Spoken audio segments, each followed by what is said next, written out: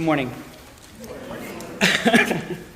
We light this chalice, spark of the original fire of creation, to remind us that we all on this planet, the furried, the feathered, the finned, the scaled, along with us featherless bipeds, we are all made of the same star stuff and all share a common destiny. We all share the same hopes of a life free from harm and suffering, and the unique natures and capacities as best we may. We are just that many diverse perspectives from which the whole is seen and experienced.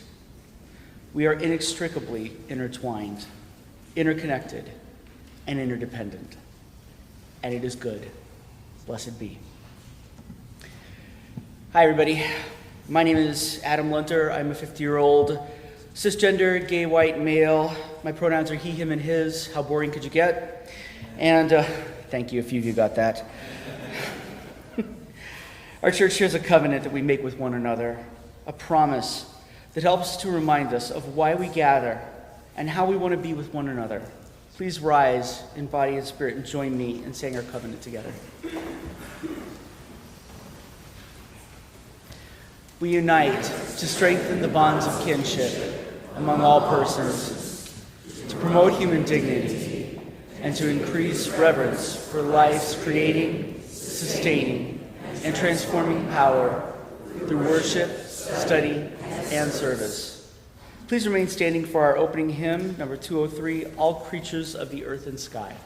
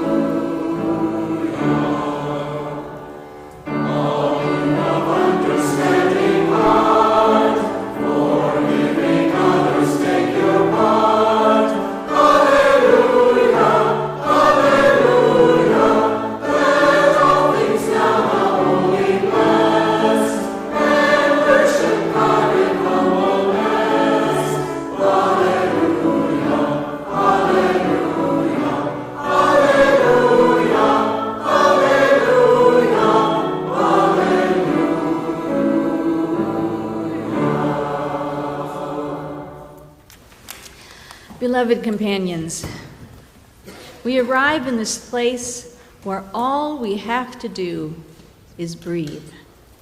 Take a breath in, breath out. We don't have to impress or convince or win over. We don't have to know the words. It's okay if we didn't read the book, or pass that class, or carry that title, or meet that mark. We don't have to do anything but be who we are. Here we rest in essence together.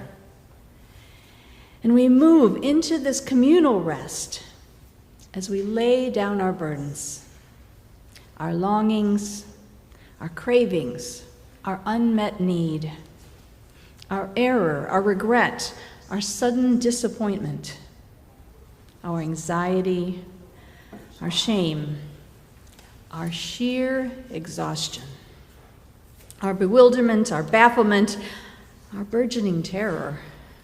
All of this, we lay down together today. As we do this, may we be filled instead with presence. May we feel held in the comfort of this, our community. May we discover compassion for ourselves and for others.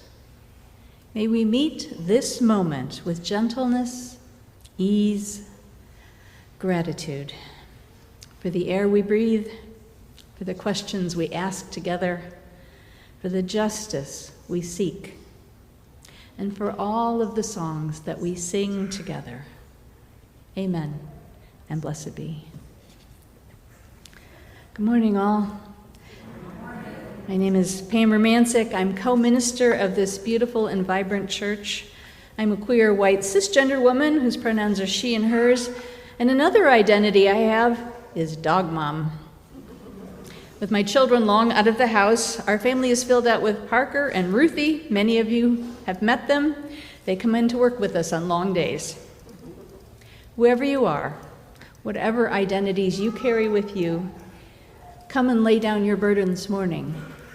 You are welcome here.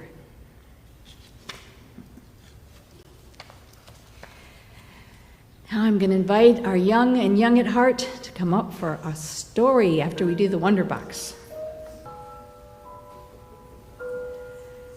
As we enter into approaching Samhain and Halloween, we're going at that time of the year where there's spooky things everywhere.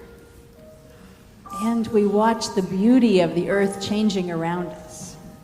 So what do we think might be in our Wonder Box this morning? Take a minute. A leaf? That's a good guess. Any other guesses? A pumpkin? That's a guess. Yeah, that's you, Alex. A ghost? That's a good question. A squirrel? Good guess. Do you have a guess? Cookies? You know, those are all great guesses. Huh? Cookies would be good. Okay. Okay, who would like to open my Wonder Box this morning? Okay, come on up, Benji, this thing. What is it? It's a pumpkin. You want to hold it up so we can? This is a pumpkin that was painted yesterday at the Family Fall Fest in the hallways. In the Atherton Hall. So we could just put it in front so people can see it. Isn't that lovely? Yay, we had a bunch of families that were here yesterday, and they had some fun. I'm going to invite Reverend Karen to come on up, and she's going to tell us a story. You guys ready? Ready for a story? Hi, how are you? We had fun making pumpkins yesterday. You can see this one by River. Everybody knows River. This one under here, what does that look like? Anybody? What does the pumpkin underneath the Wonder Box look like? Yeah. It looks like a jack-o'-lantern, right? It looks like a jack-o'-lantern that's been cut out like a VW bus. Yahoo! And then we have a monster right there. See, that's the amazing thing about pumpkins. Pumpkins, you can carve them or you can paint them. They're all kinds of different things, depending on what you want to do. So today we have a story. You might want to come around over here just so you can see the pictures up here. Today we have a story called The Little Loon. And the little loon goes like this. We're going to turn that page. Little Loon opened his bill, and out came a whisper of a squeak. Not very much. He couldn't wait to be bold and fearless, calling like his papa. How do you think his papa might have sounded? Anyone?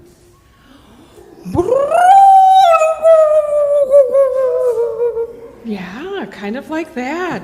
Papa wailed, arced over the trees, soared through the misty airs, and rang off the rocks back and forth.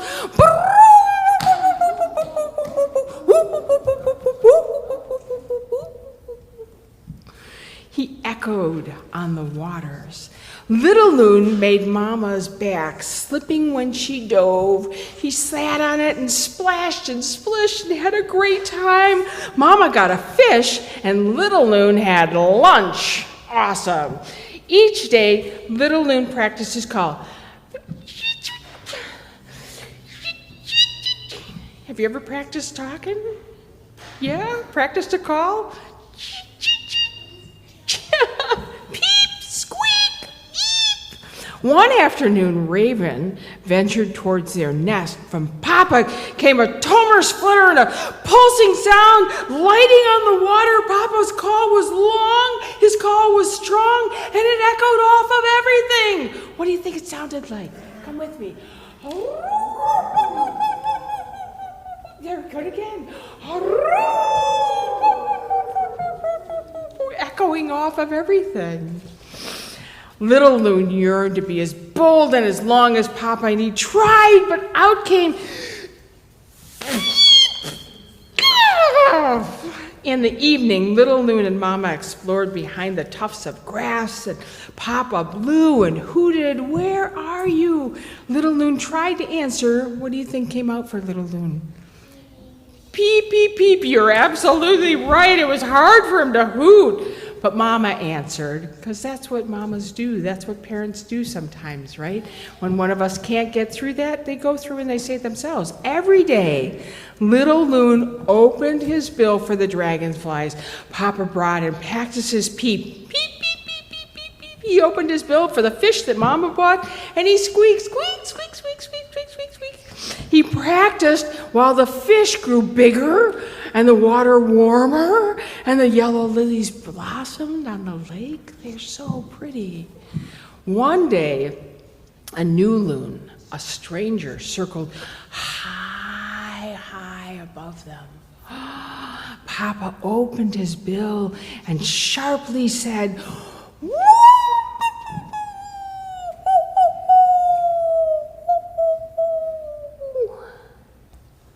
Papa's call was long, his call was song, and it echoed over the water. So beautiful. Little Loon opened his bill to make his own sharp call, and that was it. Little Loon hugged his head. He floated in circles, listless through the days, made no poops, no squeaks, no eeps, no oohs, no ahs, no nothing. On one morning, the sun grew suddenly dark. While Little Loon looked about for Mama and Papa, who were nowhere to be found, they were fishing and diving in the deep water. A bird, a huge bird, a big bird, plunged down. Whoa! Plunging down. It's Halloween, it's scary, people, come on. The little Boon wailed, the little Boon. What do you think he sounded like? Come on. A little bit louder, right? Because as we get older, we get a little louder. He was growing a bigger voice. Papa heard, and a sharp lodel came, and the little loon called, and the eagle soared off. Goodbye. Little Loon, filled with joy, began to practice again.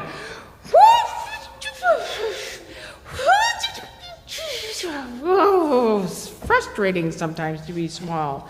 Until one day, as the sun tipped over the trees, Little Loon danced upon the water, flapped his wings, rose from the crisp air, past the leaves turning gold and red.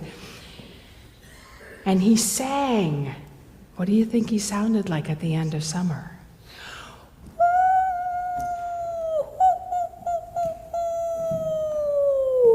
He sounded like his dad.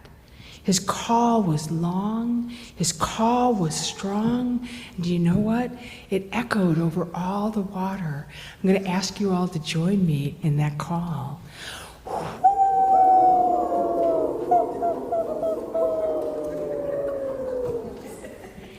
And so the little loon grew up. Okay, I hope you can all join me back with classes. Thank you so much for listening.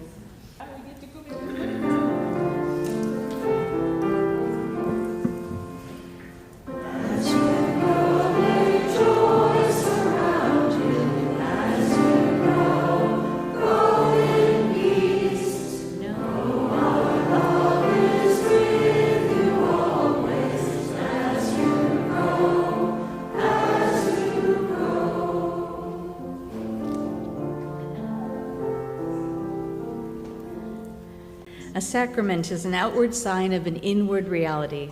And this is the time in our service where we accept the offering as an inward sign of reality of this church that is made up of ourselves, that is the work of all of us together. Rick is now going to introduce the offering.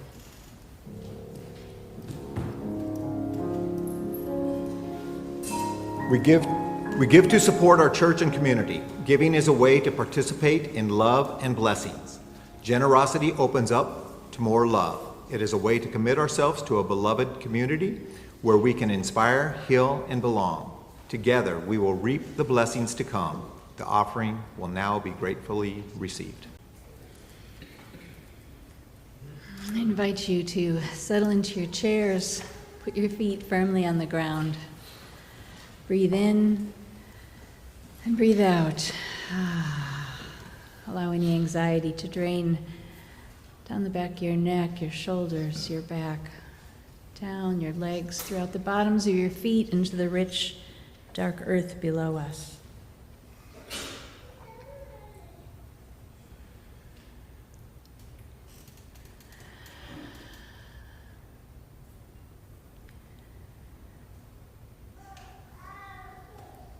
Our reading this morning is titled, After Spending the Morning Baking Bread, by Jack Riddle. Our cat lies across the stove's front burners, right leg hanging over the oven door. He is looking into the pantry where his bowl sits full on the counter. His smaller dish, the one for cream, is empty. Say yes to wanting to be this cat. Say yes to wanting to lie across the leftover warmth, letting it rise into your soft belly, spreading into every twitch of whisker, twist of fur, through the Mobius strip of your bloodstream. You won't know that you will die. You won't know that mice do not exist for you. If a lap is empty and warm, you can land on it. Feel an unsteady hand along your back, fingers scratching behind your ears. You will purr. May it be so. This is the time when we recognize the many joys and concerns that always are here within this congregation. As a reminder, please send yours into the office, and to the link on our website, and to the link in our newsletters. And you can always call me or any of the members of the lay ministry team. As Ellen Vinzani, our new facilitator of the Lay Ministry Council, said, we need all of us to help take care of all of us. And so there's going to be a table right outside where if you maybe don't have the time or energy to join the lay ministry team, but still want to be part of taking care of your fellow church members, you can bake for someone, you can take a meal when someone needs one, you can offer a ride. If there's any of those things that you might be due occasionally, stop by Ellen's table and sign up. So we have a nice long list of people to call on to care for one another. We want to just let you know that Siri Lauren came through her surgery this week. Is doing okay, still a little bit sore, recovering at home. We send her love and care and all kinds of good healing vibes. We miss you, Sari. Also, when you see Lori Lance, remember to wish her a very happy birthday. It's this Friday. We wish you many happy returns of the day, Lori. And then for any other intentions which might rest on your heart this morning, know that you are held and you are loved. Please join me in singing Spirit of Life.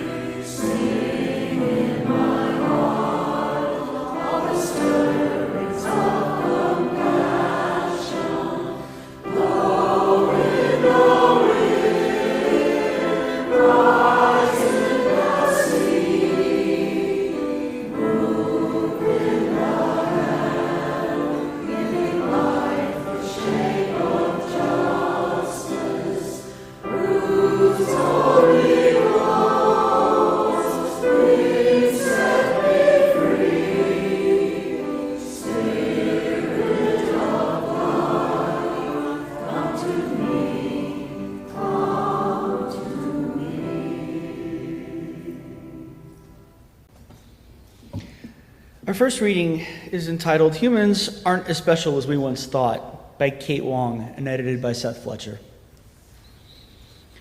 For decades, centuries even, scholars have attempted to draw a hard line between our kind and the other organisms with whom we share the planet. They have argued that only humans have culture, sets of learned behaviors such as tool making that are passed down from generation to generation. They have proposed that only humans think symbolically, using signs to represent objects and ideas, that our species alone is self-aware, capable of planning for the future and experiencing emotions such as fear and joy, love and grief, that only humans are conscious, possessed of an inner world of subjective experience. For his part, Charles Darwin, writing in the late 1800s, opined that non-human animals had the same cognitive abilities and emotions that humans have, and that any differences were a matter of degree, not kind. In the absence of any way to reliably read animals' minds, however, scientists who studied animal behavior and cognition took the position that ascribing human thoughts, feelings, and motivations to animals, anthropomorphisms, was a cardinal sin. But in recent decades, examples of other species demonstrating these capabilities have emerged from across the tree of life. Thus ends the reading. But you can learn how to be you in time. Every time I played the first notes on my guitar, the cows started walking towards me. Then they were nodding to the rhythm of the song and almost dancing. Only fools rush into complicate autumn. It's short, this is all. Animals are really the best audience there is. The goats are super vocal. Parrots were moving their heads along to the music. Horses as well want to come closer and see what playing guitar is all about. Watch you smile while you are sleeping, while you're far away and dreaming. But the first time was super scary because you don't know what the intent is. This first started because I read somewhere that cows are like music lovers. And all your little things. I was in the countryside and there are lots of cows around, so I wanted to try out for myself. I went in there not really expecting anything, and I was a little bit scared. But the very second I started playing, they all came running towards me. They just kept rubbing their heads against the guitar, against me, and they all stayed. And it felt like we were connecting. Had to go, I don't know. She wouldn't say, hey baby, I think I wanna marry you. As time went on, and I got more exposure to seeing in animal reserve and things like this. No, I still live, I've got all my life to live. Some animals come and lick and they sniff my guitar. I think they can feel the vibrations of the instruments.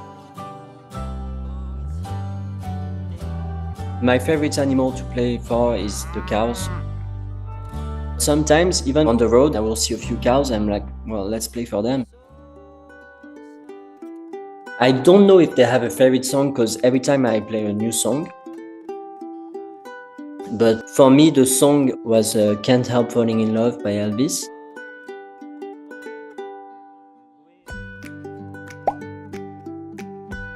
Since I started playing, it's completely changed my perception of animals. I feel like I'm more in tune with nature and more sensitive when it comes to life as a whole.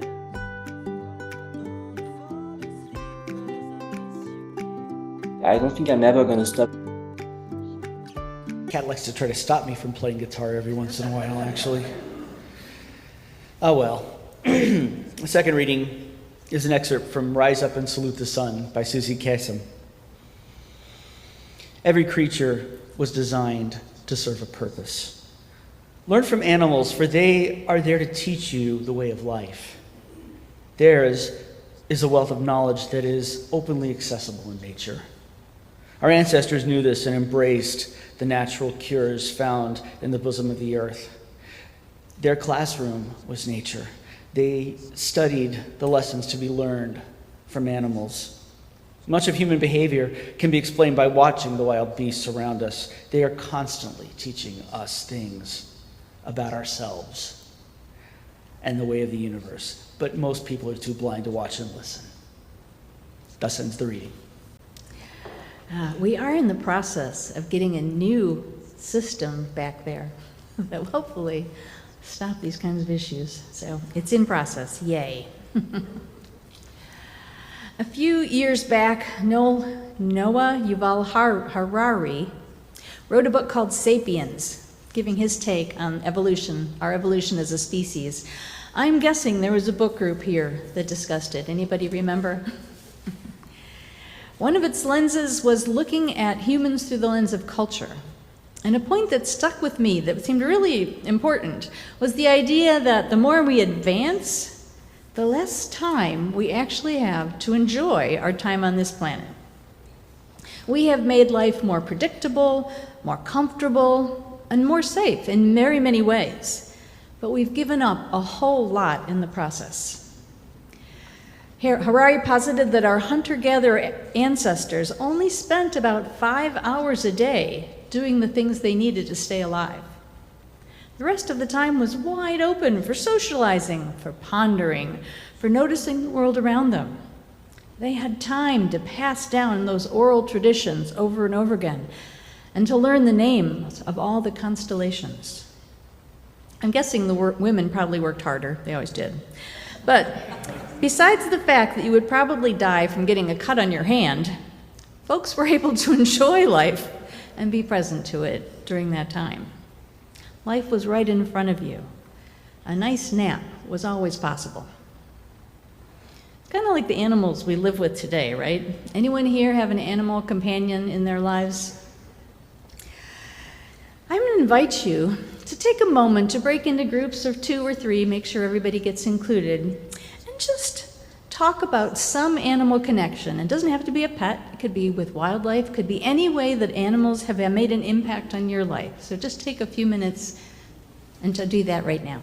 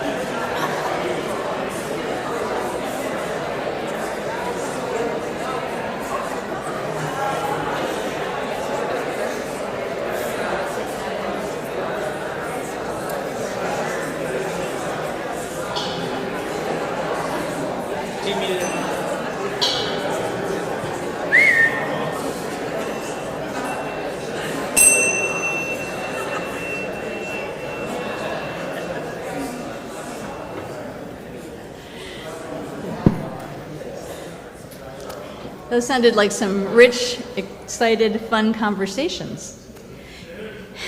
Does anybody want to hazard a guess or share why we think that we have so much impact by our animals? Adam will bring his microphone out if you would like to share. Anybody want to guess? Why do they have such a big impact on our hearts? Okay, there's Julie.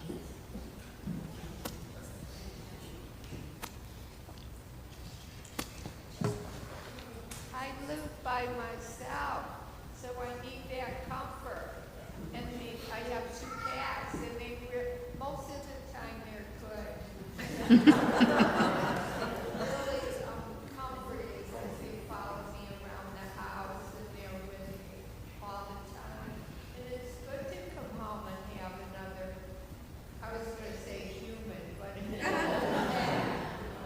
Yes, yes. Yeah, companionship, yeah. I would say, because I have 3 dogs.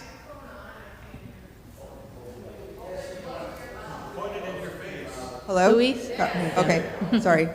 Well, I would say conditional love. That's what I get from my 3 dogs. Yeah. And it doesn't matter what mood I'm in or what I bring to them. They absorb my energy, and they, through their need for me, it brings me joy to take care of them and elevate their life and their existence. So Nice. I'm not judged by them. They're there to protect me and love me. Thank you. Anybody else over here?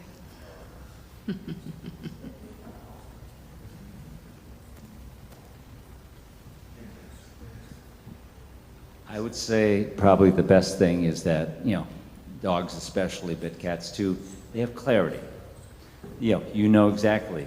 They're hungry, they want to play, they want what they want, and it's very clear and succinct. You don't have to think too hard to understand them. But, they all need strokes, and we do too. Yeah, very much so. Yeah. Is there any others? Okay. No, Allison doesn't have one. Do this. I gotta pick on my husband. I'm sorry. Hi. I lived on a farm for 25 years and had a number of all different kinds of animals: goats, sheep, chickens, horses, cats, you name it. Peacock. And peacocks, yes. And I've often been accused of being the male version of Ellie Mae Clampett because of my critters. But each one of those animals, no matter what they were, always touched a place within me that no human could. And it was important for me to get to that place. Yeah, thank you so much. Thank you for all those observations. I think animals, in full disclosure, when my mom died, our family sat around and counted up all the animals she'd owned in her life. 140. It included a couple of flocks of chickens, but that wasn't all. I mean, at least a couple years we had ducks in the bathtub over the winter because yeah. That was the joy of our household. And I think it's because animals, any non-human beings, they live in the present moment, don't they? They bring us. They're never worrying about, did I say the wrong thing 3 weeks ago in that conversation? Or they're never planning ahead for how they're going to be comfortable in their retirement. They're right here. They exist in the here and now. And because we're with them, they bring us into that here and now. They allow us to live in that present moment as well. And I think we need that now more than ever, don't we? We need something to ground us, something to remind us that we are connected to something that goes on forever in both directions. And that no matter what is blowing up in our lives, there is a place that we can ground ourselves no matter what is going on. Because our dogs and our cats, our cockatoos, our rats, our snakes and our iguanas, even our goats and our chickens, They don't live under those burdens that we live under, do they? Their lives are as good as we can make them for the most part. I mean, Parker and Ruthie, they may not get quite as many walks as they want, but they seem pretty happy otherwise. But are they happy? Since the time of the Enlightenment, science has been warning us that when we attribute human emotions or motivations to animals, we're simply anthropomorphizing, which has been a cardinal sin. We believed that humans were set apart from the rest of the beings on Earth and thought that only humans had actual consciousness. We believed that only humans used tools, only humans had complex societies, only humans loved and were annoyed by their offspring, only humans understood concepts of fairness, experienced empathy, appreciated music. I really wish you could have seen that video. And this led people to say that animals did not suffer or feel pain. Scientists claimed that it was only an automatic, benign reflex and had nothing to worry about. But today, with more tools and more empathy and a little bit more humility, researchers are beginning to disprove many of those assumptions. When Jane Goodall discovered that bonobos used tools, it changed everything. Assumptions that had been held on for over 400 years suddenly began to be challenged. Maybe we had only seen what we wanted to see. The authors of the first reading noted that creatures are more like us than we used to give them credit for. A psychologist named Joshua Plotnick said octopuses can use tools, wasps can distinguish faces, orcas cooperate to hunt seals, orangutans tease one another, ravens exhibit self-restraint, and dolphins even have a way to call each other by name. An article in Scientific America called Human Uniqueness is a Myth shares that the late primatologist Franz de Waal and Sarah Brosnan found in laboratory experiments that brown capuchin monkeys would decline a reward of a slice of cucumber if they observed another monkey receiving a better treat for the same task. The monkey's rejection of unequal treatment for equal work demonstrated that they had a sense of fairness and experienced moral outrage. Other animals also exhibit elements of morality, including empathy. Mice can share the emotional state of another individual, exhibiting increased sensitivity to pain if they see a companion also showing pain. Dogs recognize distress in their owners and will offer consolation. I think many of us know that. Rats will sacrifice their own gains to alleviate the suffering of conspecific. I don't know what that word is. Foregoing a food reward if they take the food means that it will inflict pain on another rat. In doing this research, I also found the story of a group of elephants that had been rescued by a researcher named Lawrence Anthony. He built their trust over time and allowed them to roam on a giant piece of land that he had held in retreat for them. As he became more frail as he aged, he didn't get out to see them very often for the last few years. But when he died, a group of elephants from the entire compound came and gathered around his house, exhibiting all the symptoms of grief and exhibiting mourning that they do when a member of their own pack dies. Even more remarkably, they kept coming back on the anniversary of his death for a few years after that. Our hubris, our inflated sense of self-importance made us believe that humans were over and above all of the other living beings on the planet. And we put our self-interest over everything else in the web of life. Tear down old-growth forests, of course. Create monocultures that destroy habitats for wildlife and native plants. If somebody can make money, sure. Turn human family farms into giant agribusinesses where animals are crushed in tiny spaces, bred beyond the limits of their physiology, kept alive with antibiotics, and then brutally slaughtered. All good. It's defensible as long as it keeps meat cheap enough for us to be able to eat it every day, even if eating it every day causes us to have heart attacks. How did we get to this place?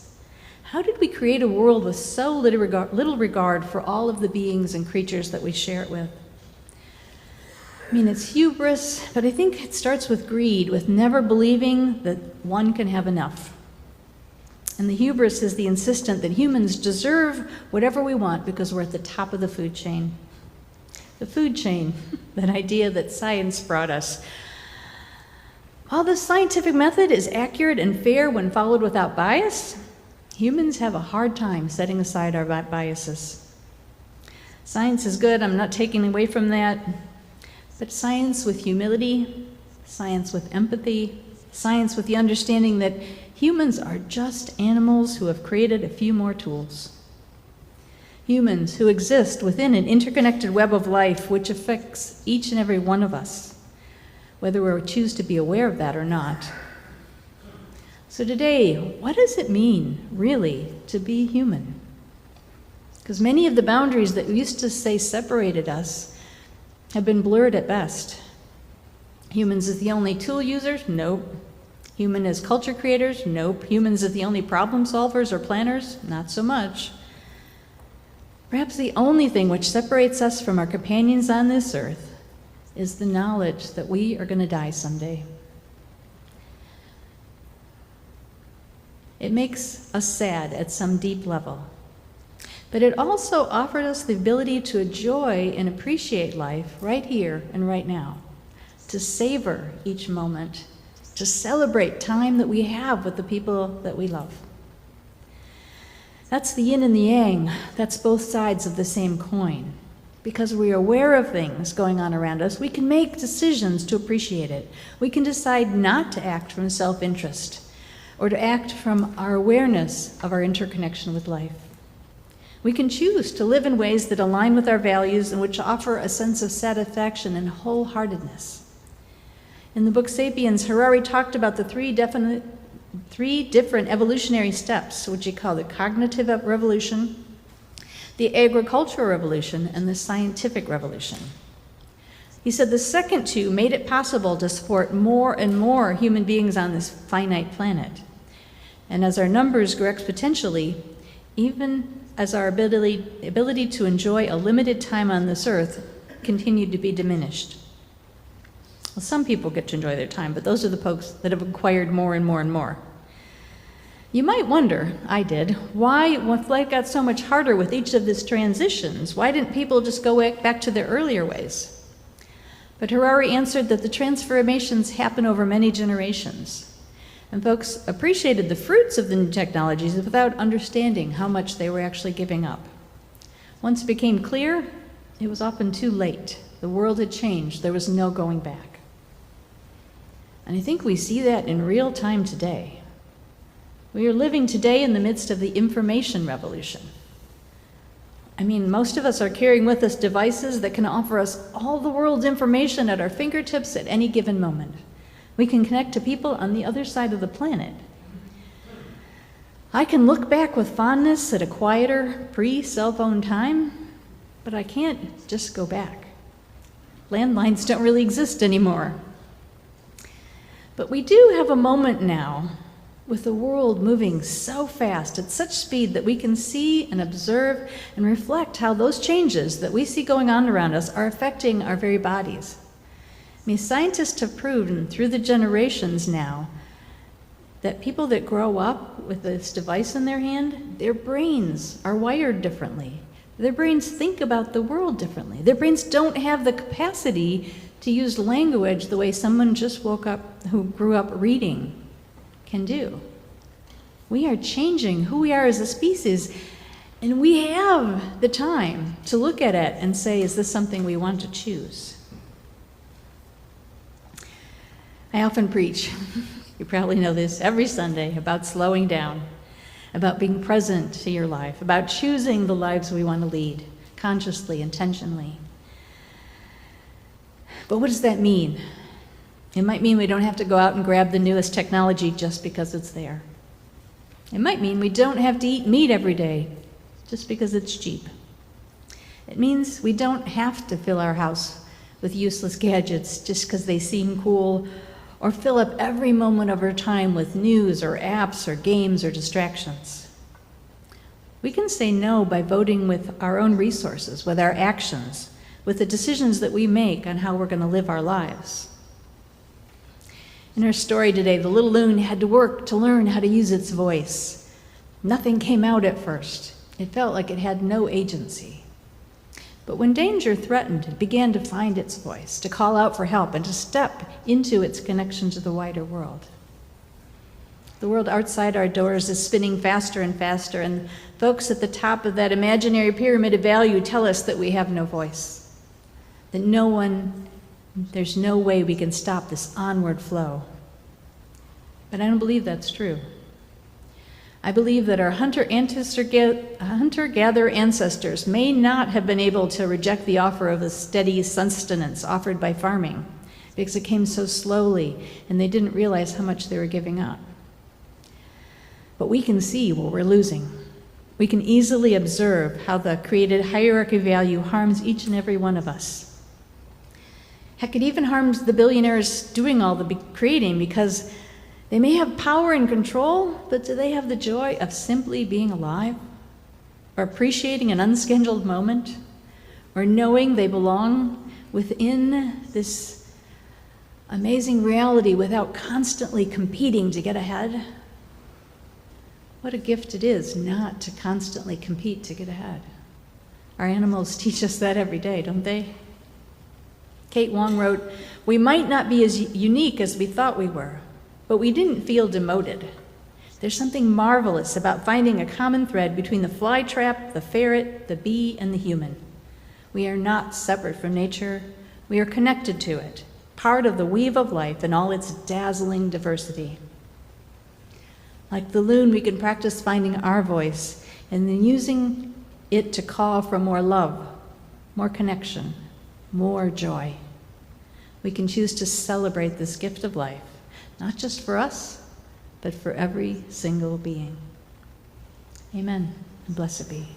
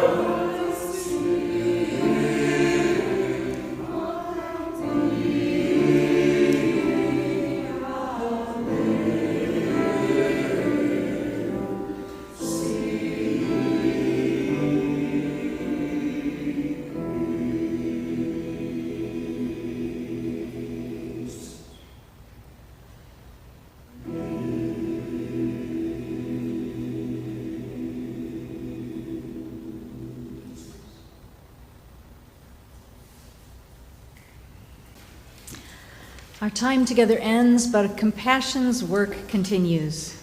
May you carry forward the courage to choose kindness over convenience, remembering that your gentle choices ripple outward, healing our world one encounter at a time. Please rise in body or spirit to sing our closing hymn. Allison will lead us. This is a new hymn from our new virtual hymn book. And I think that you will love it because it teaches us how to carry each other through what we're going through. Right now, in this church, you can bring fully cleaned medicine bottles and donate them to help others. You can bring oil, rice, and beans to donate so that those who can't go to the stores or are afraid to go to the stores or can't work because they're afraid for their lives will have something to eat. Let us carry each other. Listen first, and then we'll sing.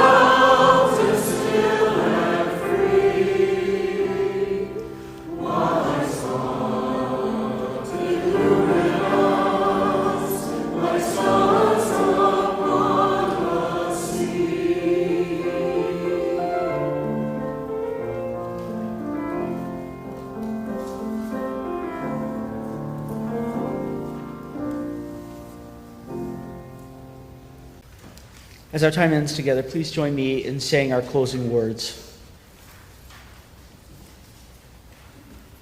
There they are. We extinguish this flame, but not the light of its truth, the warmth of this community, nor the fire of commitment. These we carry in our hearts until we work together again.